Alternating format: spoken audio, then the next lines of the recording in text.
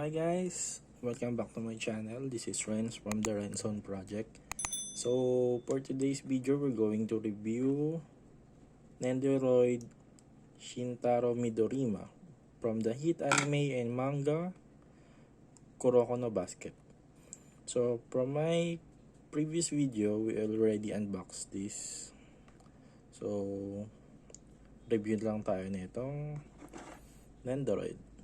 So ito yung default faceplate, then yung default na mga optional parts ni Midorima pagka open mo from the box. Yung buhok niya, it's green, then may shading. So ito medyo dark, then light naman dito sa may bunbunan.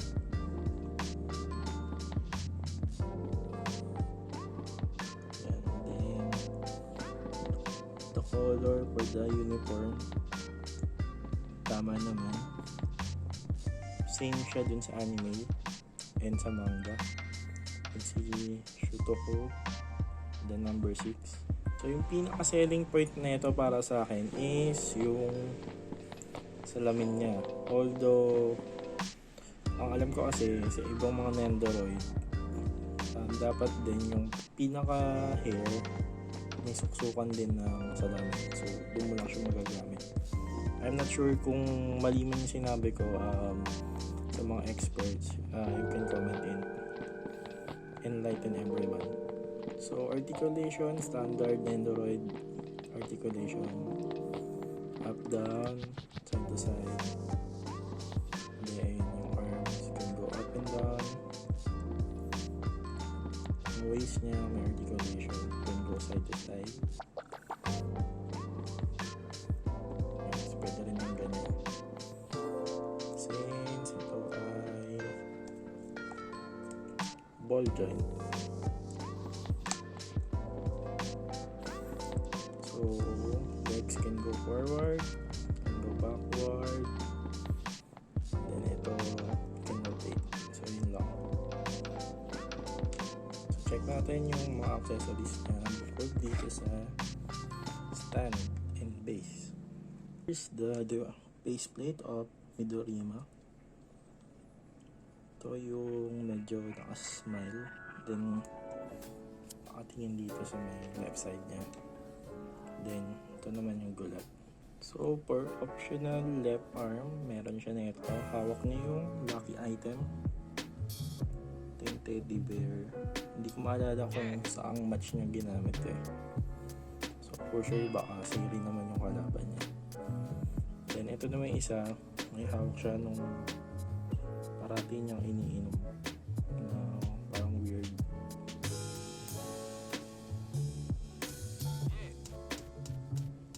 Then gripping hand sa may main peg para sa bola.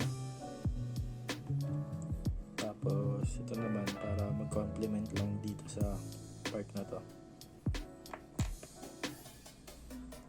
Then optional part na naka-bend yung leg. Then shooting arms. So since kaliwete siya, yan, ito yung binigay ng part. Sa anime and manga kasi si Midorima, siya yung shooter ng Generation of Miracles. Bali, kahit saang pwesto siya ng court tumira, laging pasok. Ang downside lang nun is kapag mas malayo, mas matagal yung pagtira niya. So, ang tendency kaya siya natalo dun sa laban nila with Sailing. Ito kasi, si Taiga, taas na mga. So, yun. Then, included din sa stand niya is yung para sa bola.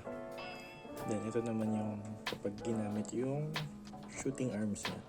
Medyo weird tignan since malaki yung ulo ng Nendoroid.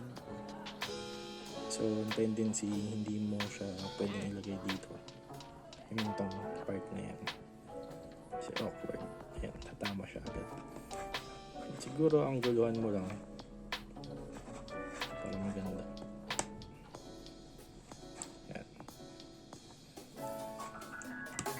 So, ang alam ko sa lahat ng Nendoroid ng Kuroko na basket line, siya lang ata yung may ganito, shooting arm.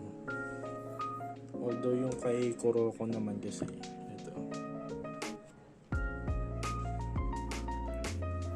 Ayan ba, ewan ko kung pwede yung shooting arm. Parang more on ano kasi siya eh.